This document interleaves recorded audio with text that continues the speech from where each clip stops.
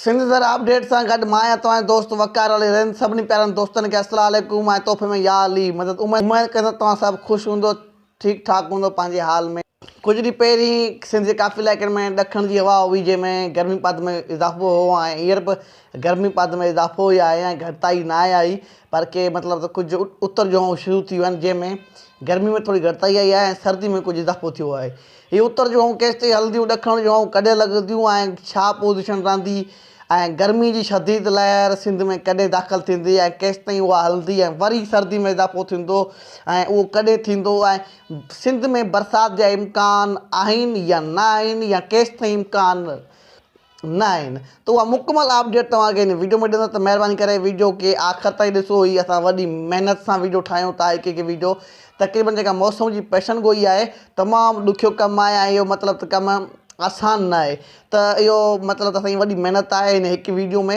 हीअ आहे 3, 4, 5 मिंट जी वीडियो, पर हिन में मतिलबु त 5-6 कलाक जी महिनत हूंदी आहे। त महिरबानी करे वीडियो खे लास्ट ताईं ॾिसो ऐं जेके नया दोस्तनि खे गुज़ारिश आहे महिरबानी करे असांजे पेज खे फॉलो कयो ऐं वीडियो खे वधि खां वधि शेयर कयो, लाइक कयो, कमेंट कयो, तव्हांजी वॾी वॾी महिरबानी थींदी।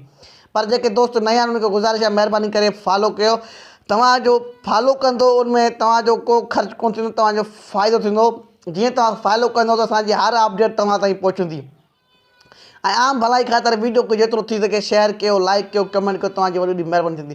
दोस्तों अचो त हाणे कुझु ॻाल्हि कयूं मौसम जी। त सिंध में मौसम जी छा सूरत हाल हूंदी ऐं मतिलबु त छा पोज़ीशन रहंदी, कॾहिं बरसाति थींदी, छा थींदी, तव्हांखे मुकमल अपडेट ॾियां थो।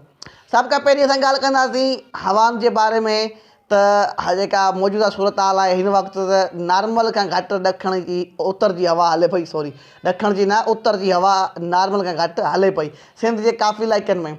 ऐं सुभाणे इन में थोरो इज़ाफ़ो थींदो, ख़ासि कर अछड़ी थर ऐं थर पार्क जे कुझु इलाइक़नि में मतिलबु त उत्तर जी हवा कुझु तेज़ लॻंदी, पर एॾी ख़ासि न हूंदी ऐं विचोली सिंध जे कुझु इलाइक़नि में बि हूंदी। उत्तर सिंध में नॉर्मल घटि उत्तर जी हवा हलंदी जंहिंमें सर्दी में इज़ाफ़ो थींदो। परीं 13 तारीख़ मतिलबु त शाम जो वरी ॾखण जूं हवाऊं शुरू थी वेंदियूं। उहे बि मतिलबु त ॾखण ऐं विचोली सिंध में हूंदियूं, पर उत्तर सिंध में कॾहिं उत्तर सिंध में ॾखण जी हवा त न हूंदी, पर मतिलबु मिक्सर हवाऊं हूंदियूं।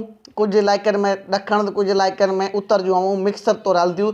मतिलबु त कहिड़े टाइम उत्तर जी हवा त कहिड़े टाइम ॾखण जी हवा, अहिड़े तरीक़े सां हलंदियूं। बाक़ी अहिड़ी का बि ख़ासि ना आहे तेज़ ॾखण जी हवा लॻण जा इम्कान आहिनि, ना ई अहिड़ी का ख़ासि उत्तर जी तेज़ हवा 20 तारीख़ ताईं हलण जा इम्कान आहिनि।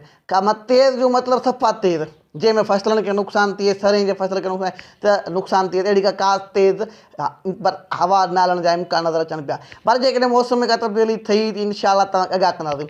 हाणे ॻाल्हि कयूं गर्मी जी। त सिंध में गर्मी जी पोज़ीशन छा रहंदी ऐं हिकु शदीद गर्मी जी लहर अचे पई, जॾहिं पोइ वीडियो में मूं चयो हो, हुनजो ज़िक्र बि कयो ऐं पोस्ट बि मूं रखी हुई, त उन बाबति तव्हांखे अपडेट ॾींदो हलां। त 15 खां वठी 20 तारीख़ ताईं सिंध जे काफ़ी इलाइक़नि में मतिलबु पूरी सिंध में गर्मी जी हिकु शदीद लहर हूंदी, जेका हिन साल जी मतिलबु वॾी में वॾी गर्मी जी लहर आहे ऐं पहिरीं लहर आहे।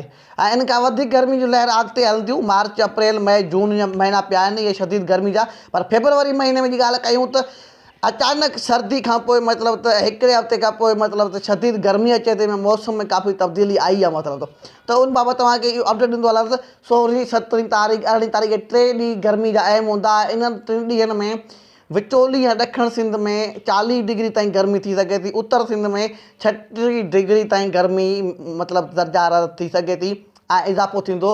ऐं गर्मी मतिलबु त 15 खां वठी 20 तारीख़ सिंध जे काफ़ी इलाइक़नि में गर्मी जो माहौल हूंदो ऐं मंझंदि वक़्तु ॾखण ऐं विचोली सिंध, ॾखण सिंध, थर पार्कर, बदीन, सजावल, मीरपुर, ख़ास उमरकोट इन इलाइक़नि में 40 डिग्री खां मथे गर्मी वञी सघे थी। विचोली सिंध में 38 डिग्री ताईं गर्मी महदूदु हूंदी।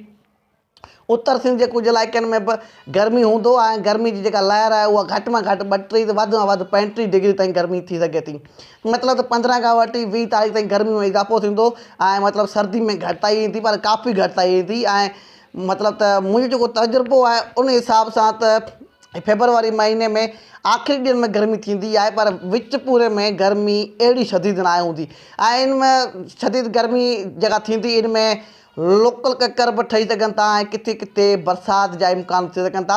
पर फ़िलहालु बरसाति जा इम्कान नज़र न पिया अचनि, पर जेकॾहिं अगरि इम्कान थिया बि अथई तव्हांखे आगाह कंदासीं। ऐं हाणे ॻाल्हि कयूं बरसाति जी। त हाणे ॻाल्हि कयूं बरसाति जी, त सिंध में का बि अहिड़ी ख़ासि 25 फेबरवरी ताईं बरसाति नज़र न पई अचे।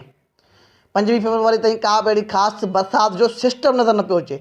मूं चयो सिस्टम जो ॻाल्हि आहे न, सिस्टम हुनखे चवंदा आहिनि जेको 3 ॾींहं या 2 ॾींहं लगातार हले ऐं लोकल ककरनि मां बरसाति हुनखे चवंदा आहिनि शदीद गर्मी थिए, उन मां ककर निकिरनि ऐं पोइ किथे ककर मतिलबु अगरि फाटी पवे त पोइ हुते जेके बरसाति थींदी आहे त उहो सिस्टम न आहे। मतिलबु उहो कुझु इलाइक़नि में मतिलबु 1-2 शहर में वसी उते ई ख़तमु थी वेंदो, अॻिते पंधु न करे सघंदो। उनखे सिस्टम न चवंदा, उनखे चवंदा आहिनि लोकल ककरनि मां बरसाति।